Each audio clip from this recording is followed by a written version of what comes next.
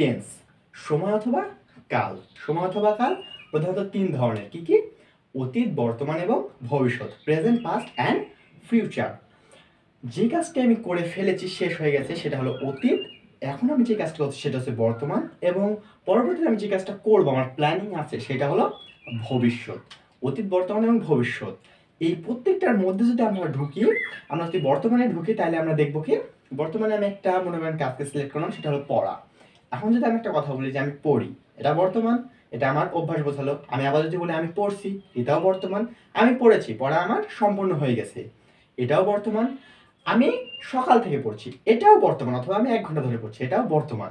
তাইলে আমরা কি পাইলাম, বর্তমানের মধ্যে একটা কাজটা কিন্তু পড়াটাকে আমরা 4 ভাগে বলতে পারলাম। 4 ভাগটা কি কি? আমি পড়ি, এটা হলো আমার বর্তমান অভ্যাস যে আমি পড়ি। আমি পড়ছি, এটা কি? বর্তমানে চলছে, চলমান। আমি পড়েছি, এটা কি? সম্পূর্ণ হয়ে গেছে, এটা সম্পূর্ণ। এবং আমি সকাল থেকে পড়ছি, এটা কি? কিংবা আমি 1 ঘন্টা ধরে এটা পড়ছি, এটা কি? এটা হলো কোনো সময় থেকে চলছে। তার মানে কি, আমরা বুঝতে পারলাম প্রত্যেকটা টেন্সে, মানে প্রত্যেকটা সময়ে বাক্যকে 4 ভাগে বলা হয়। 4 ভাগে কি কি? একটা হলো অভ্যাস, একটা হলো চলমান, একটা হলো সম্পূর্ণ, এবং একটা কোনো সময় থেকে চলছে বা কোনো সময় হতে শুরু হয়েছে এবং চলমান, এই ধরনের। এই ভিত্তিতে প্রত্যেকটা টেন্সকে 4 ভাগে ভাগ করা হয়। আমি যেমন বর্তমানে বললাম, বর্তমানের বিষয়টাকে আমরা 4 ভাগে বললাম। অতীতেও আমি এইভাবে 4 ভাগে বলতে পারবো। অতীতের অভ্যাস, অতীতে চলছিল, অতীতে সম্পূর্ণ হয়েছিল, এবং অতীতে কোনো সময় হতে শুরু হয়ে চলছিল, এইভাবে অতীতে আমরা 4 ভাগে ভাগ করতে পারলাম। ভবিষ্যতে আমরা 4 ভাগে ভাগ করতে পারবো। প্রথমত পাইলাম টেন্স হলো প্রধানত 3 প্রকার: অতীত, বর্তমান এবং ভবিষ্যৎ।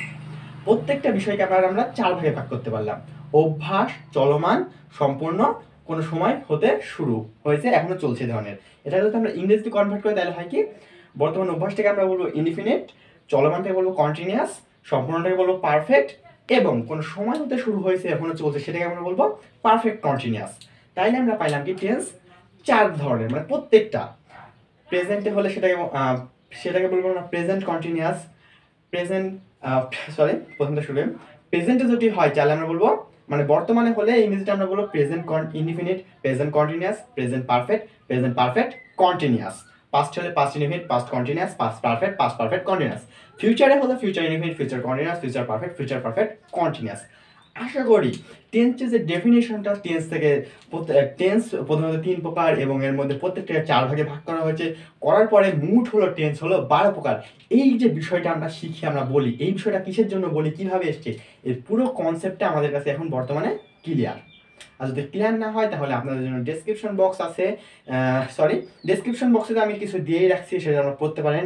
এবং আমাদের কমেন্ট বক্স আছে, কমেন্ট বক্সে আপনারা কমেন্ট করে জানাইতে পারেন যে আসলে কোন বিষয়টা বুঝতে অসুবিধা হয়েছে কিংবা বুঝতে পারেনি, এবং আমাদেরকে পরামর্শ দিতে পারেন যে ভাই এইভাবে বললে ভালো হয়, কিংবা ভাইয়া অনেক ভালো হয়েছে ভিডিওটা, আরও এই ধরনের ভিডিও আনেন, কিংবা যে কোনো কিছু আপনারা কমেন্ট করে জানাতে পারেন। অবশ্যই যারা ভিডিও দেখছেন, অবশ্যই একটা কমেন্ট করেই যাবেন যে হচ্ছে এই ভিডিওটা আমরা বুঝতে পারছি, কিংবা এই আমার প্রবলেম আছে। আজ এই পর্যন্ত, আজকে আর নয়, দেখা হচ্ছে আবার নতুন কোনো ভিডিও নিয়ে, এইভাবেই ইনশাআল্লাহ।